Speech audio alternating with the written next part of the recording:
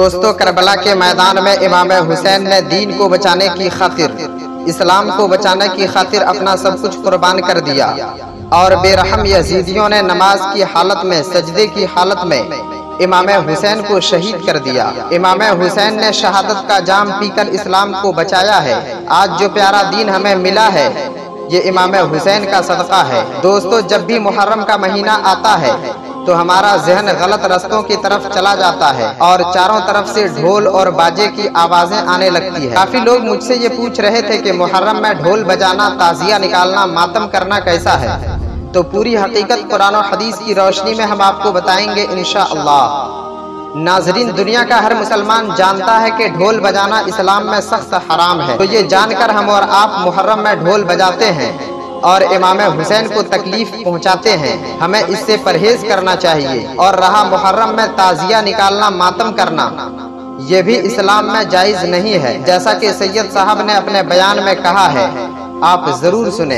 इन्हीं दिनों में हम शरीयत को जितना पामाल करते हैं, शायद किसी और दिन पामाल करें। माहे मुहर्रम के अंदर मुसलमानों की बस्ती में ढोल पीटे जा रहे हैं, मुसलमानों की बस्ती में ढोल बज रहे हैं। अगर मस्जिद का इमाम मना करे तो सारा मोहल्ला मिल करके ट्रस्टियों के पास आता है, मुतवल्ली से कहता है उस यजीदी को बाहर करना, वरना हम उसके पीछे नमाज नहीं पढ़ेंगे। क्यों भाई? ढोल के खिलाफ कहने वाला यजीदी कब से हो गया? मैं ये बात जो है वो आपके सामने दिल्ली वालों, महबूब इलाही की जमीन पे बसने वालों, कुतुबुद्दीन बख्तियार काकी की जमीन पे बसने वालों, शेख अब्दुल्ला मुहद्दिस दलवी की जमीन पे बसने वालों, 22 खाजाओं की चौखट पे बसने वालों, ये बात मैं शुक्र के तौर पे कर रहा हूं। वल्लाह मैं वो सैयद नहीं हूं कि कस्में खा करके अपनी सियादत की भीख आपसे मांगू, लेकिन सिर्फ इतना कहना चाहता हूं, ला इलाहा इल्लल्लाह, झूठों पे अल्लाह की लानत है। मैं हसनी हुसैनी सैयद हूं, अल्हम्दुलिल्लाह रब्बिल आलमीन। लेकिन आपसे कहना चाहता हूं, अगर आलिम मस्जिद का ढोल के खिलाफ तकरीर करे, आप उसको यजीदी कहते हो,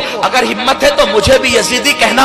मैं हसन और हुसैन की औलाद में हूं, अल्हम्दुलिल्लाह। लेकिन आपसे बस इतना कहना चाहता हूं, इतना पूछना चाहता हूं, आप ढोल बजाने को हुसैनियत तसव्वुर करते हैं, आपसे पूछना चाहता हूं, आखिर खैमे हुसैन में ढोल कब बजा था? जब अली अकबर की शहादत हो रही थी तब ढोल बजा था, अली असगर की शहादत हो रही थी तब ढोल बजा था, कासिम के लाश में घोड़े दौड़ाए जा रहे थे तब ढोल बजा था, बीबियों की चादरें छीनी गई थी तब ढोल बजा था। ढोल कब बजा था? जालिमों, जिनकी शादियों में ढोल नहीं बजे, उनकी शहादतों पे ढोल कैसे बज सकते हैं? आप अपने आप को ढोल बजाने पर हुसैनी तसव्वुर करते हो?